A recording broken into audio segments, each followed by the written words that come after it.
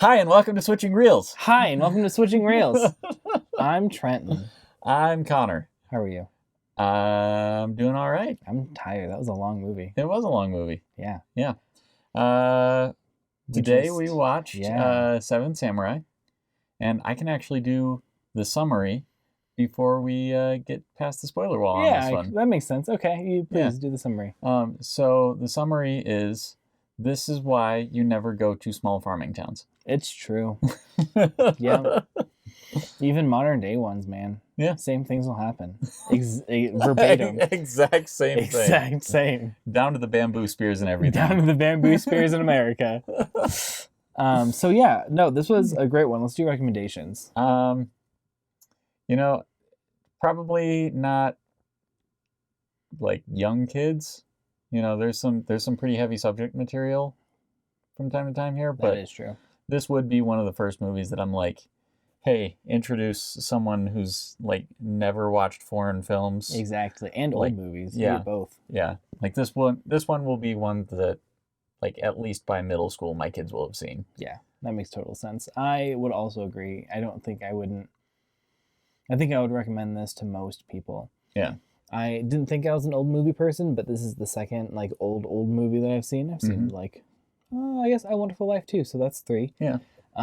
Third old movie that I've seen. I really do enjoy them. There's some gold pieces here. Yeah. Well, and there's something that is just, I don't know if it's not nostalgia, because if it was nostalgia, I would have had to live through that period. But there is just something that is warm and almost comfortable. Exactly, with these kinds of old films. I completely agree with and you. Like,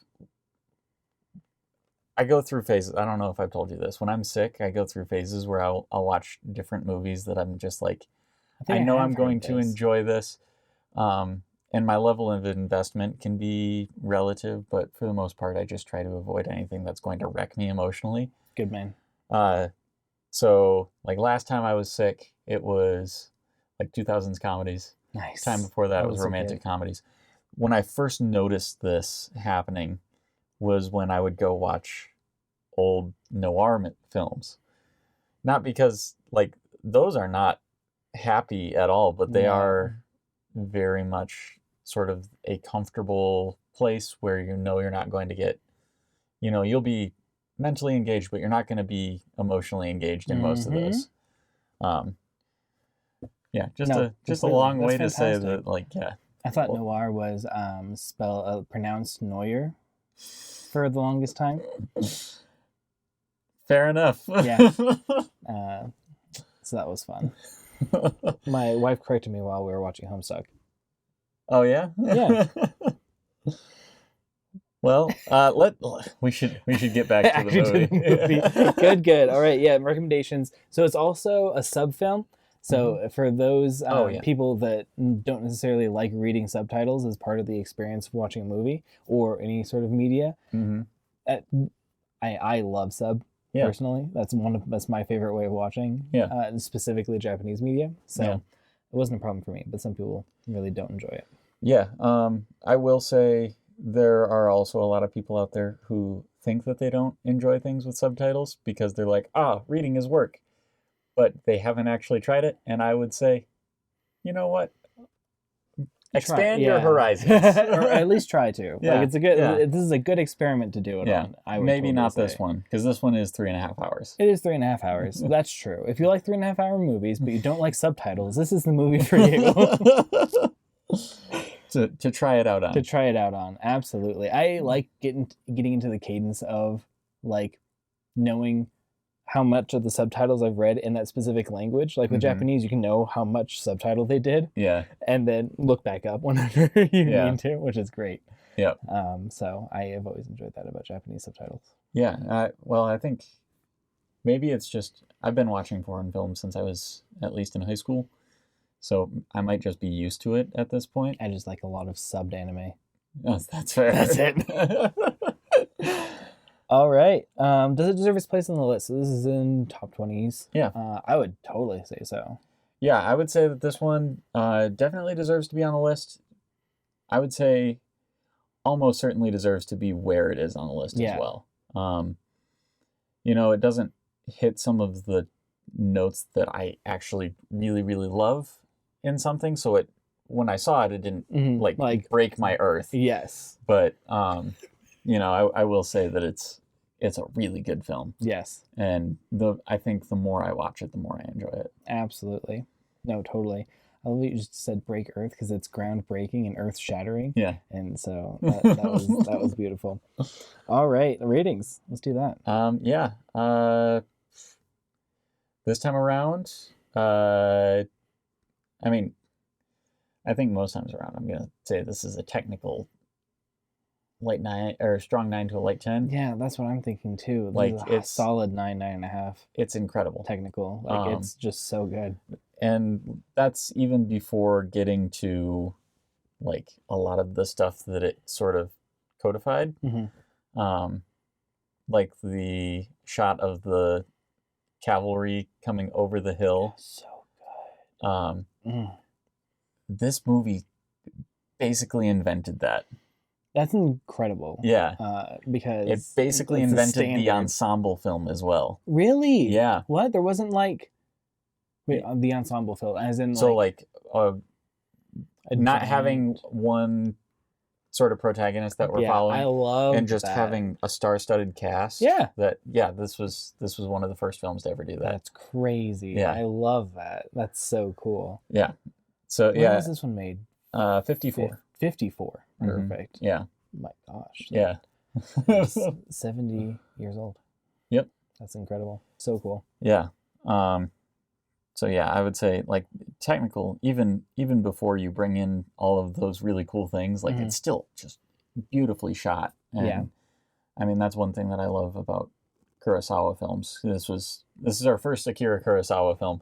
We will be watching more before we get through this list. I love Japanese everything. So, but yeah, one thing that I love about his films is that his cinematography still holds up today. Like, so pretty. It's just it was groundbreaking for the time, and it's beautiful for now. Like it's just absolutely. The one thing like the maybe quote unquote normal person side, like this has very choreographed, not very choreographed, but like choreographed fighting.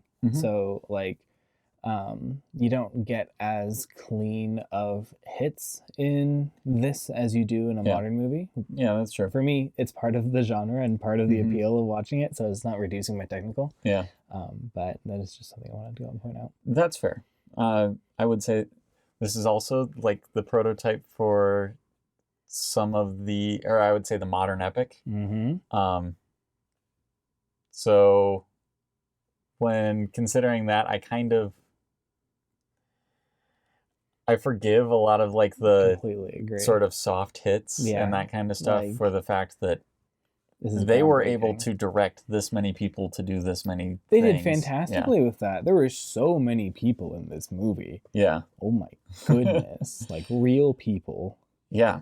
There are... Okay. Still without spoilers, but I'm going to get into some of the gritty details about this. The fact that he was able to take the bandits, which there are only 40 of. It's established early on there's 40 bandits. Yes. And make them feel like an army. Like a big organized force. Yeah, they feel like battles. Yes. And I completely forgot how few people are actually in the last big battle. Yeah. Because like when I think back on this, I'm like, oh yeah, that's the part when they all fight. Go. Exactly. But no, they whittled it down to a quarter of what they were. Yeah, it's incredible what Kurosawa had just and they're counting it the whole time too. They're almost bragging. Oh wait, okay, that's almost they're almost bragging during the movie, which is just fantastic. So enjoyment, I would also say solid 9. I think for me. Yeah, this is strong 8 to a light 9 for me. Yeah, it is a little slow in parts, but like part of it is still endearing. You know, like they spend more time. Anyway, we'll get into that more in the spoilers. Yeah. They spend time on areas that you didn't feel like they should necessarily spend time on, but it was still beneficial. And okay, I'm excited for us to get past the spoilers because I have some really exciting things or not exciting for No, stay tuned, They're everyone. exciting. They're exciting. If you're let down afterwards, it's my fault. Yep. Perfect. So if you like us, if Please. you don't like us, tell us why in the comments. Yeah, you can also dislike. No one else can see it. No, dislike is no longer a thing. We don't. We removed it from our videos. We don't talk about that. No one dislikes our videos. Yeah, it's actually true. Yeah. So far. So if you could if you want to change that, show it to enough people. Give us enough. Give us a dislike. Give us a dislike. Exactly. Show it to enough. If you do actually like it, show it to enough friends. Eventually, one of them won't like it, and I'll be happy. Yeah. Okay. As long as you're happy with our dislikes. Yes. Very much. But yeah, so we're gonna get into some spoilers. Yes. This is the spoiler wall. Maybe we'll do an actual summary here. Oh yeah, an actual summary. Yeah, that sounds nice. Because I did not think that one through. I just was watching it and was like, "This is a horror movie about what happens." This is a rural horror movie. I love movies that have just a super simple premise and then just execute it. You know, like the premise of this movie is not hard. You have a village that is under the siege of raiders because there's a lot of raiders going on. And so they're like, do we just give them our grain or do we go and fight them? And they're like, fight them. But with what guns? No guns. Swords. So you go hire some swords. You find one really nice guy who then goes and coerces 6 other people to come and join him. And then they fight and stuff and it's fine. Except for most of them die. I mean, that's not entirely correct, and it's not entirely incorrect, but most of the samurai do die. Yes, that's true. The majority. Barely. Because 7's a great number. Yeah, I would say, you know what? I don't need to summarize this movie. You've seen it remade. Yeah. I guarantee you've seen it remade in some capacity. You keep saying that. I don't know if I've seen any of the remakes of this movie. Did you watch the 2nd season of The Mandalorian? Oh. Very good point, actually. Yeah. Yeah, they did a great job with that. Never mind. Yep. Even Book of Boba Fett almost was just this. Oh, yeah? Mm-hmm. I didn't see Book of Boba Fett. Yeah. But that said, like, this has been remade over and over and over and over again. Yeah, no, that's actually a very good point. I can think of video games that do this trope. Never mind. Okay. Yeah. You have seen this before. Yes. Basically guaranteed. If you don't watch very many movies, thank you for listening to our podcast. Also, watch this one because it's a good way of being introduced to this trope. It's great. Yeah. But yeah, I mean, the short version is some villagers get some warriors, and the warriors are like, hey, we're going to whip you into shape and help you defend this village from some bandits. And that's pretty much it. Done. Yeah. Now, that is not to say that the execution of this is simple at all. No, it is, and it's brilliant. And like I am a very trope person. Like I enjoy when I see tropes, and then I really enjoy it whenever I see tropes done well. Yeah. Like all the samurai fit like a niche that I've seen before, which is fantastic. Yeah. And then you have a lot of specific tropes and themes inside of the village as well. Yeah, I mean, I think I'm kind of a typical consumer of media in that I hate tropes when they're executed poorly and they stand out to me as tropes. But when they're executed well, I go, you know what? That was a good, yeah. Like, I remember watching the, I'm not going to remember any of the characters' names here, so we're gonna go with their tropes. Yeah. Crazy man that isn't actually a samurai. I call him the Monkey King. Okay, Monkey King. Yeah, because he reminds me of like the archetype of like the monkey samurai that you see in things like the Forbidden Kingdom and stuff. Yeah. And I loved him. Like he is one of those things where I did not like him at all at the beginning. And I don't know if that was what it was supposed to be conveying. So I had a teacher in film school who said something that stuck with me. The thing to remember when you're watching foreign films is that you are not the target audience. No.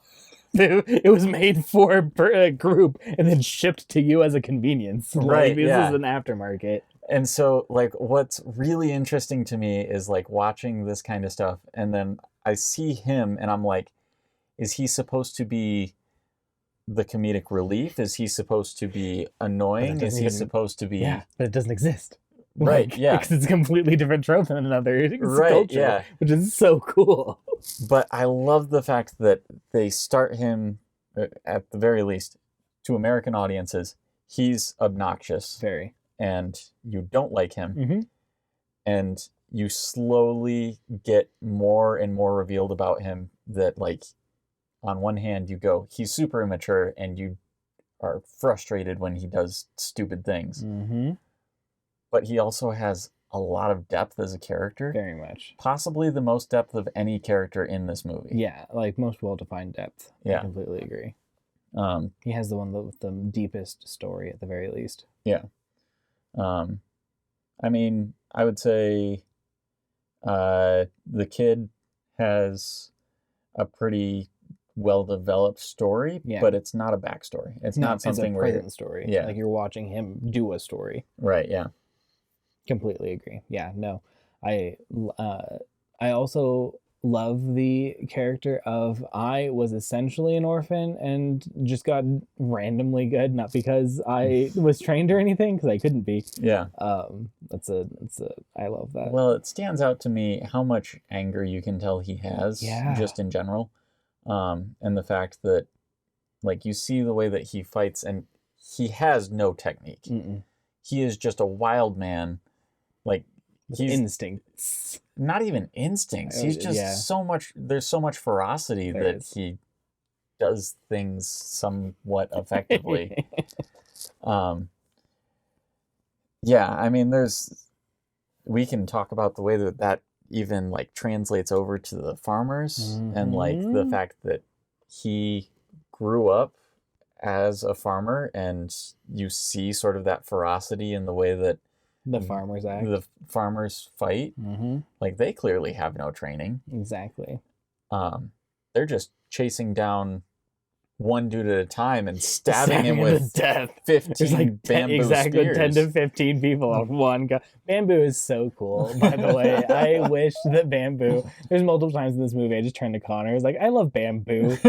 You know, it's so versatile. And I think what's wild...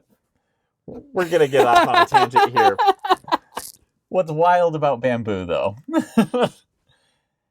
It is a food. It's a food. It's a musical instrument. Yes. Oh, they even say that. If you, like, cut two ends of it, it's a musical instrument. Yes. If you cut two ends of it slightly differently, it's a different musical instrument. It's no longer a musical instrument. And it's now a spear. Exactly. If you just line it up in a row, you can make a wall. Yeah, exactly. Floors. You can. It's solid. Yep. Okay. Bamboo is just wild. We've now started, like, in the current industrial age, like, I have bamboo sheets, you know? Like, they're a paper product, they're a textile product. I mean, they're hollow, they grow super fast. In fairness, there was a reason I was talking specifically about the cuts, because you could make the argument that wood is also a miracle product, or a miracle plant. I guess so. Like, okay, that's a good point. I see what you're saying. You got paper, and you can make musical instruments. There's so much less. You're right. There's so much less processing in bamboo. Yeah. Like, I don't go up to a tree and pick it out of the ground and kind of sharpen it, and now it's a thing. You know, you can't go up to a tree and do that. You can do that with bamboo. Yeah. Oh, it's so cool. You also can't eat trees for the most part. For the most part, you can't eat trees. Yeah. Yeah. You can eat the fruit off of trees. Exactly, but you can't eat the trees themselves. Let's get back to the movie. Sounds good. Oh, I love bamboo. Okay. So let me see. So standout scenes and performances. Let's start on that one, because this has so many characters. We could go through every character. We could and talk about them, but that's going to be a very long time. This is going to be an even longer episode than normal. I don't know where to start with this. Yeah. How about the conflict between the samurai and the farmers? Yeah. Was fascinating. And honestly, I could have watched an entire movie of just that. Yeah, and just actually understanding like the cultural background of that. Like, I would have loved to see that. Well, the cultural background of it alongside the situation that these characters are in, right?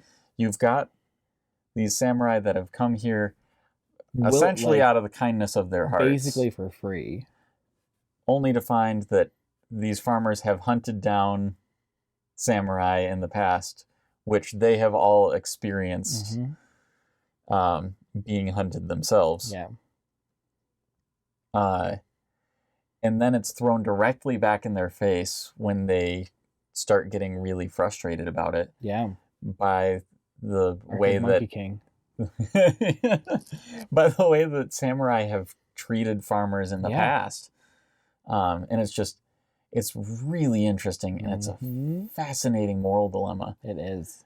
That never really gets resolved and makes me a little sad there, but I think that's fine. Yeah. You know, like there isn't a good one. You know, like it almost ties it up. Resolution. Like at the end is the closest that we get, where it's like we didn't win this really, like the farmers did, the peasants did. Yeah. Because it was a victory for the peasants. It was not a victory for the samurai. No, the samurai lost most of themselves. And again, this is a volunteer thing. Like they didn't come in. I mean, the hard part is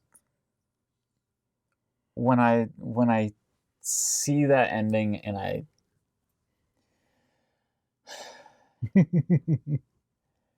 they knew it wasn't going to be a victory for them. Like there's no, like, you lose one guy and it's done. Yeah. You know, exactly. It's not a victory for you anymore. You lost more than the peasants did. Exactly. and you gained nothing. And they did. Yeah, exactly. They gained nothing except for the fact that they did something good, hopefully. Yeah. But that celebration at the end just is heart-wrenching. It's really hard. Yeah. Because it's such an interesting, like, you're completely correct. Like moral dilemma, and also just like, a better word for observation, commentary. There we go. On like the difference between like quote unquote normal people and even just like modern day police officers and things like that. I would say this is the dichotomy between warrior and civilian. Like that's really what is at the heart of this movie. Completely agree. And like even I think that's like really hammered home in like several steps there at the end with the kid and the girl that, like, on one hand, right before the battle, I couldn't help but think every man in her life is weak, and that makes me really sad for her. Like, the fact that her father is weak enough that he can't accept her as a human being, and the fact that the kid was so weak that he wasn't willing to stand up for her. Exactly. Or, that was heart-wrenching. But it comes right back at the end where she just basically snubs him. Yep. And, like, you can tell she's upset by it, but, like, they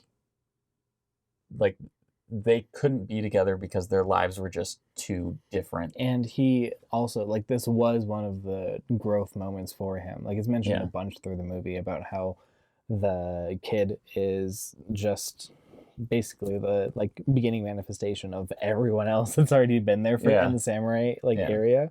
Yeah.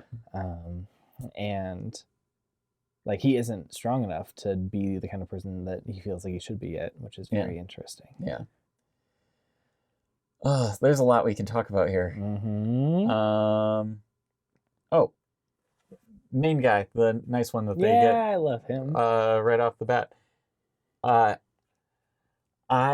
saw him as Obi-Wan Kenobi very early on, and I couldn't unsee it. That's true. I've never watched this movie and been like, he's Obi-Wan Kenobi. This time I just couldn't unsee it. Oh, it's Obi-Wan. You've seen Star Wars recently, and a lot of Star Wars recently. Yeah, well, and I mean, Star Wars was heavily inspired by Kurosawa's films. Which makes sense. Yeah. Like, I mean, even you look at there's just so much to draw from this, as we're already talking about. Again, this is a simple movie. Yeah, it is. There's no deep plot here. It's villages in danger. They get some nice people to help them. They defeat the bandits. Yeah. Like, there's nothing intense. Yes. But yeah, like also a lot of the transitions, there's a lot of like screen wipes and that kind of thing, which was just, pulled in Star Wars. Yeah. Because they were like, dude, that's cool. That's what Kurosawa did. Yeah, like it worked for him. What's really interesting, I heard that the Hidden Fortress was what Star Wars was based on. It's not true. Oh. It's what a lot of elements of Star Wars were based on. Mm-hmm. You've got R2-D2 and C-3PO. You've got Princess Leia. Like, all of these characters are definitely in that, but, like, the story is nothing like it. I haven't seen Hidden Fortress. That's fair. It's not even on this list. Secret we might have to do a... I would love to watch more foreign Japanese films. I am not sad about that at all. I'd have to get some more, because most of the ones that I have are the ones on the list. Yeah. Also, most of the ones on the list that we're going to watch are his adaptations of Shakespeare plays. Ooh. Which are actually just fascinating. That's astounding. I prefer most of his like Shakespeare adaptations to the like more faithful adaptations of Shakespeare, where it's actually in like whatever country he was writing about. They're so well done. Yeah, I love that. That's so cool. I'm very excited for the future of this, because this was a very good movie. Like I'm hoping to be able to use this as a very similar benchmark to 5 Angry Men. 5 Angry Men? Yeah. See, how many of them died? It was because 5 plus 7 equals 12. Okay? I can't help my mind doing math. I don't know why it was 5 specifically in this case, though. But there are 7 samurai here. There's 12 angry men. Therefore, there's 5 angry men. That's how it cancels out. Wait, so the angry men didn't die, they just turned into samurai? No, they're the last ones remaining. It was 1-to-1.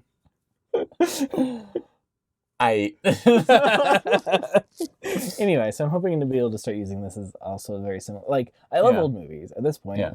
There's not a part of me now that I can go and I have 2 points that make a line at this point, or 3 points, multiple points to make a line that says I like old movies. Yep. So that's cool. Yeah, I mean, this episode's already a mess. Yeah. So yeah, we're just gonna lean into this. Yeah, old movies are something that I think more people should just give a chance. Mm-hmm. Like, I genuinely think that a lot of people would like old films if they just tried to enjoy them. Yeah. If you go into it expecting, hey, this is going to be a good movie, it's going to be a little dated, like... Exactly. You're going to have a good time. Exactly. If you go into it, like, start easy, start Singing in the Rain and other cool, like, nicer, simple old movies. I like Singing in the Rain. I also love Singing in the Rain. It's Brigadoon. That's the movie I was talking about a few weeks ago with Gene Kelly. That isn't the other one that I mentioned that I can't remember the name of now. Anyway, sorry, continue. Yeah. But Singing in the Rain, I agree. Fantastic film, and one that anyone should watch. That said, I know a decent amount of people that just have a hatred of musicals. Yeah, they do. Regardless of what they are. And I kind of understand. I don't hate musicals, but... Those ones can stop watching the podcast now. Just saying. I've got some very good friends that don't that can't stand musicals. I'm kidding. You can still watch it. I'll just disagree. Like, this is very similar to your opinion of you have to watch the thing that is leading up to this movie that we've already seen. Like, you very much don't like it when people skip movies in a series. It's something that you've mentioned once or twice on the podcast. I don't necessarily dislike when people do it. I just think that for the best experience, agreed. Want to for the best experience, enjoy musicals. That's my opinion. Regardless, there is a large enough percentage of people that just can't stand musicals that I go, it might not be the old movie to start with. I'd start with something like, I don't know, Paths of Glory. If Charade was good too. Charade is good, yeah. That's a good one. I don't know. It's very Hitchcockian. Very Hitchcockian. Which, Psycho's another great one. So if you have other old movies that you feel like would be great as an intro movie, or if you need other recommendations, please email us. We have switchingreelspod@gmail.com, or comment. We'd love to get with you. Yeah. All right. We've kind of gone over themes. Yep. Technical things. You've already talked a little bit about like some of the things that it's pioneered, like the horses over the mountain, which is just such a good scene. Right, yeah. And a very, very good shot. What other things? The audio there is also fantastic, making sure that you can hear the horse hooves like loudly before it comes over. Especially since they mention like the sound of horse hooves in the beginning. In the title card. Completely agree. What other things did this like help pioneer? I don't even know. Yeah. Like this one, I've done minimal research on a lot of Akira Kurosawa stuff. I just love his films, and I haven't done my research on him, unfortunately. This isn't a research podcast. Yeah, I was just thinking if you had any other thoughts. I mean, his framing is incredible. It was as well. really well done. Like there wasn't any of the frames that I saw that I was like, nope, I would like it to have been done differently. Like they were almost modern framing. And the technology at the time. They did a lot of the stuff that I guess I don't know how. I don't know when Citizen Kane came out, but there are a lot of things that I feel like either influenced Citizen Kane or Citizen Kane influenced. Of having like these like beautifully framed shots that have 3 or 4 different focal points, so that you can look from one part of the frame and it's something that's being conveyed emotionally to another part that's something else also, and another. Yeah. My guess is this would probably be. My guess is this would be after Citizen Kane, maybe. I'm looking this up. Yeah, good man. We have the technology. Yeah. That's fantastic. I really, really enjoyed all of the like weaponry in this, and like the fact that you could get to see a bunch of different levels of weaponry. I forgot that there were muskets in the 15th century. Oh yeah. Like I had no idea that rudimentary guns existed back then. That was so cool. Yeah. And then comparing them with bows and arrows and the horseback combat versus on foot, like it also just reminds you exactly how terrifying spears are. Like a lot of people that like combat forget exactly. Like you need some training to use a spear, but it's a giant stick with some pointy on it. Right. Yeah. And it's such a long reach. Oh, it's just so cool. I love it. Did you give enough time? How did I not quite, because I didn't know where to find it. Oh, hold on. So you Google Citizen Kane make date, and then you Google this one as well. I could probably find it. Yeah, 41. 41. So really? Yeah, this one was prior to Seven Samurai. Yeah. So Citizen Kane was. That makes sense. Yeah, which I don't know. This is just. It's a great movie. It's a great movie, and we've already run into a few of these, but this is just one of those movies that has so many good things about it that it's hard to find a foothold. Absolutely. Again, this is just a nice experience, watching it, like this is something where you do go over to a friend's house and you're like, wow, we're watching Seven Samurai tonight. Yeah. And it's the main event. It's the thing we do. Yeah. You have to have mellow friends for that. You do have to have mellow friends, I've had both kinds of experiences where it's like, oh yeah, we're going over and we're watching a samurai film. And everybody just watches. You have been prepping me now for a year. That's true, yeah. So for this kind of thing. So. Yeah. But I've also been to those places where it's like, oh, we're going to watch Seven Samurai, and then no one watches the movie. It just plays in the background, and I'm like, why am I here? Yeah, exactly. This is all that I came for, guys.